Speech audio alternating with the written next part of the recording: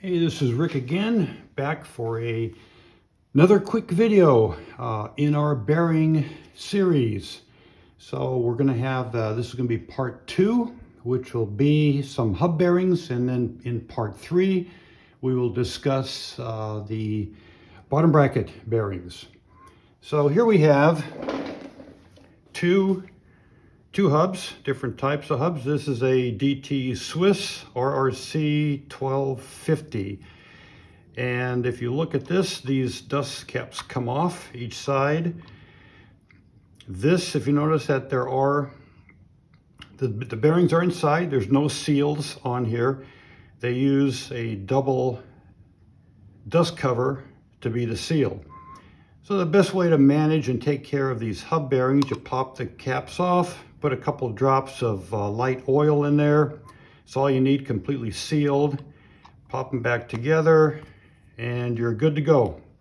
That's the DT Swiss. Another whole technology is the Shimano, what they call cup and cone. Be a little more specific, the bearings inside of the DT Swiss are kind of like this. The Shimano are like this. If you notice that, this is actually one of my previous videos. We talked about the Dura-Ace 7850 wheel. This is actually the ceramic balls that I had in the wheel for like 25,000 miles. So with that, how you take these apart, you notice that there will be two sides. There'll be a side with a slot right here for a 15 millimeter wrench, cone wrench. That's the stationary side. So what we can do is you'll hold this side with a wrench and we loosen this side up, 5 millimeter. Take off the end cap, and then this locking mechanism comes off. This was an addition for the 9000 series. This is the new locking mechanism. What they used to do is just have this on, and then you use the quick release to get the final clamp down, the final pressure. So you would build these loose and clamp down the quick release, and it would take up preload all the slack out of the axle. So if you look at this piece, there is the cone, and the bearings will roll inside like this. This is the cone. You can see the races right here. They will ride in like this, and the outside will be the cup. So it's kind of hard to see, but this comes apart. There's the axle. You can barely see in there that this part inside here is in the cup. And again, this will be the cone and the cup.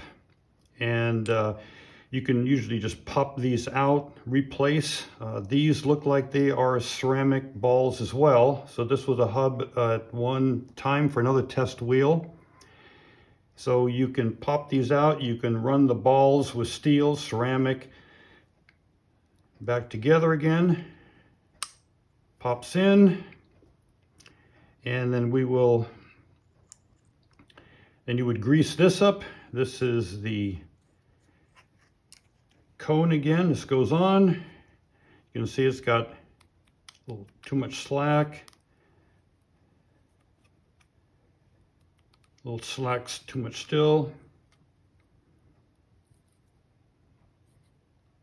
Okay, there's no play this way. A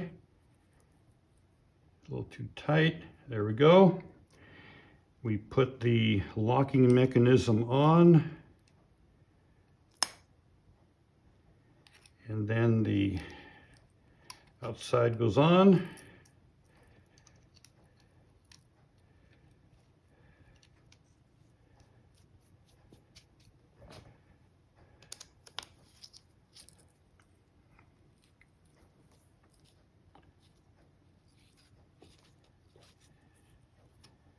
And there we go. No play. Spins nice. That is 2 different hub technologies and how the bearings work. And stay tuned for next video, which we will discuss bottom brackets.